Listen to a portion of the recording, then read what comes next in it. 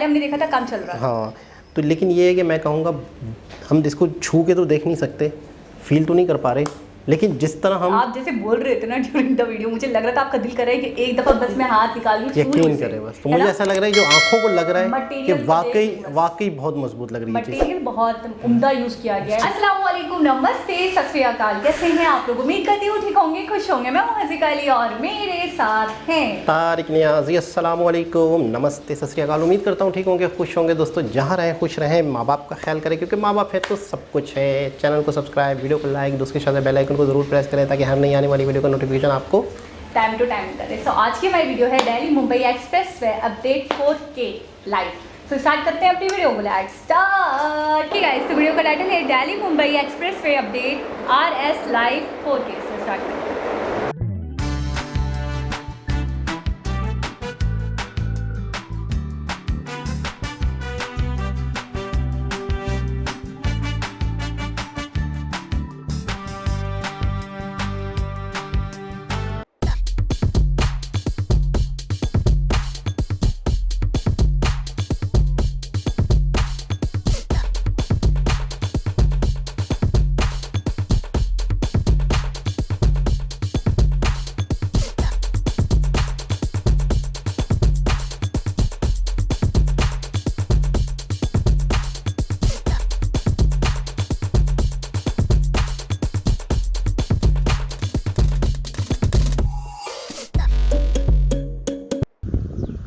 So hello everybody, I hope कि आप सब बहुत अच्छे होंगे।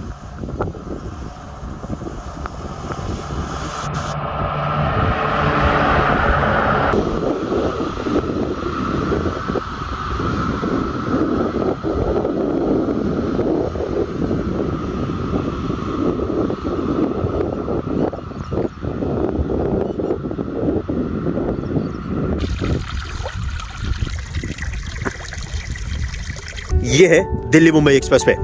इस दिल्ली मुंबई एक्सप्रेसवे का काम सोहना में पूरी तरीके से कंप्लीट हो चुका है और इस दिल्ली मुंबई एक्सप्रेसवे की छोटी छोटी डिटेल चीजें मैं आपके साथ आज शेयर करूंगा। वैसे इस जगह पर काम पूरी तरीके से कंप्लीट हो चुका है कंस्ट्रक्शन का, और पूरी तरीके से ये बनकर तैयार भी हो चुका है और इसी साल तक ये स्टार्ट भी हो जाएगा सोहना से लेकर दौसा तक का। इसका एक और अपडेट मैं आपको दूंगा। सोहना से लेकर चलूंगा और दौसा तक नहीं, दौसा से लेकर आपको सोहना तक लेकर आऊंगा।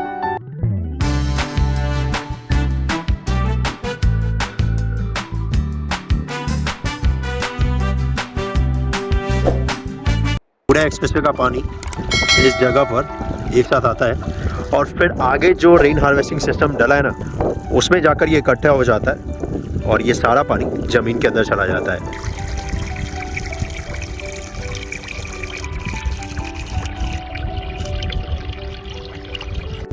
इतनी सारी प्लानिंग इस एक्सप्रेसवे के ऊपर की गई है और ऐसे ही नहीं, इसे इस देश का सबसे आधुनिक और सबसे बेहतरीन एक्सप्रेसवे कहा जा रहा है। जी हाँ, बेशक हम और आप बरसात के दिन में इस पे जब ड्राइव करेंगे तो हम और आप रुक कर नहीं देखने वाले हैं कि ये पानी किस तरीके से इस एक्सप्रेसवे से नीचे जाता है। फिर ये जो ग्रीन पट्टी है यहाँ पर बनाया गया है और फिर जो रेन हार्वेस्टिंग सिस्टम है जो कि हर 500 मीटर पे बनाया गया, उसके जरिए होते हुए ये ज़मीन के अंदर जाता है। जी हाँ, हम और आप ये रुक कर नहीं देखने वाले हैं क्योंकि बरसात अच्छी खासी होगी, जब भी होगी तो हर साल होगी। लेकिन NHAI ने इसका पूरा प्रबंध किया है कि इस पे पानी का जो वेस्टेज है वो ना हो, और इसलिए अगर देखेंगे तो इस एक्सप्रेसवे को इस तरीके से डिज़ाइन किया है कि जो बारिश का पानी है ना वो यहाँ पर जाए इस ग्रीन पट्टी में। और ये ग्रीन पट्टी इसलिए इतना बड़ा नहीं रखा गया है ताकि यहाँ पर इतने सारे पेड़ पौधे लगाए जा सके। इस ग्रीन पट्टी के पीछे भी एक प्लानिंग है और ये है फ्यूचर प्लानिंग।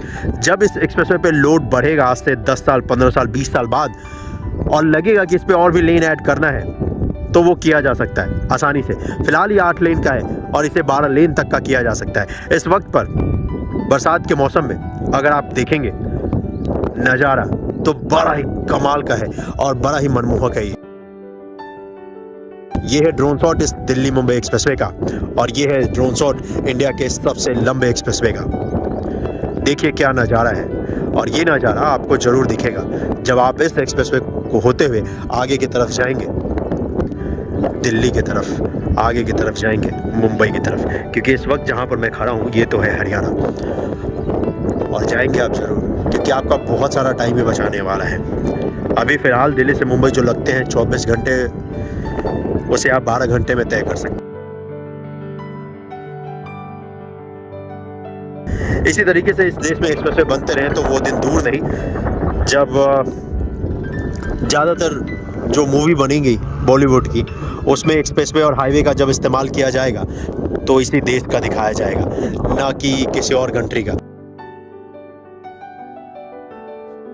जो एक्सप्रेसवे है इसको ज़मीन से 20 फीट ऊंचा बनाया गया है।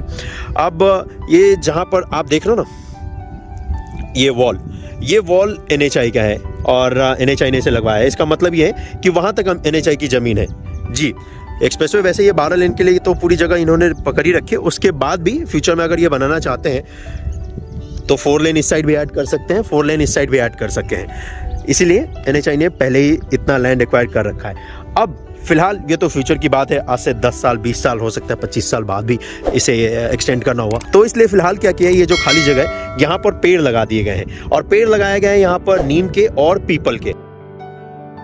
एक और मैट यहाँ पर डाला गया है। ये मैट जो बनता है ना, ये नारियल का जो रेशा होता है ना उससे बनता है। ये इसलिए डाला है ताकि मिट्टी का कटाव ना हो, और इसको डालने के बाद इसके ऊपर ये घास डाल दिया है ताकि ये बैठ जाए, मिट्टी जो है घास मिट्टी को पकड़ सके। और इसी वजह से देखोगे तो यहाँ पर ये घास आपको दिखेगा।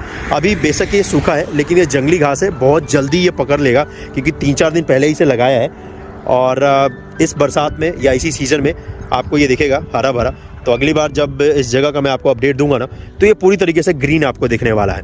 और प्लांटेशन की अगर मैं बात करूँ तो जूम करके दिखाता हूँ, ये देखो, नहीं तो कहोगे कि भाई नीम का पेड़ तो दिख नहीं रहा, तो ये सारे नीम के पेड़ है। और आगे अगर आप देखोगे तो पीपल के पेड़ भी आपको दिखेंगे।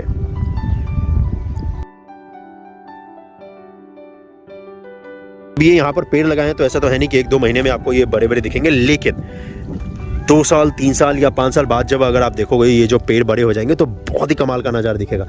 बड़े बड़े नीम के पेड़, पीपल के पेड़, यहाँ पे भी बीच में ग्रीन पट्टी, कमाल का दृश्य होगा इस एक्सप्रेसवे पे। यहाँ पर और भी मैट ये डाले जाने हैं, इसी वजह से ये मैट यहाँ पर रखा गया है। और इस मैट का पूरा बेनिफिट यही मिलेगा कि मिट्टी का कटाव नहीं होगा, नहीं तो अदरवाइज देखो यहाँ पे मिट्टी का कटाव हो रहा है। इस मैट के डालने के बाद यही बेनिफिट होने वाला है, कटाव नहीं होगा मिट्टी का जी। ऐसे पूरे एक्सप्रेसवे पे डाला जाएगा ये, हाँ, इस पूरे 1350 किलोमीटर एक्सप्रेसवे पे जी। हाँ, बारिश फिर से स्टार्ट हो गई तो इसका मतलब ये है कि मुझे अपने कार में वापस जाना होगा।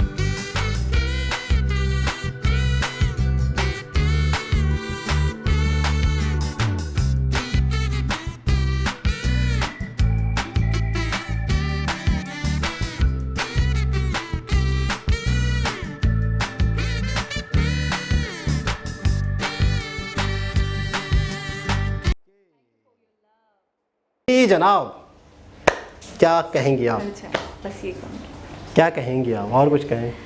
एक्सप्रेसवे क्या है बोले से? दिल्ली मुंबई एक्सप्रेसवे, अच्छा ड्रीम प्रोजेक्ट था नितिन गडकरी जी का।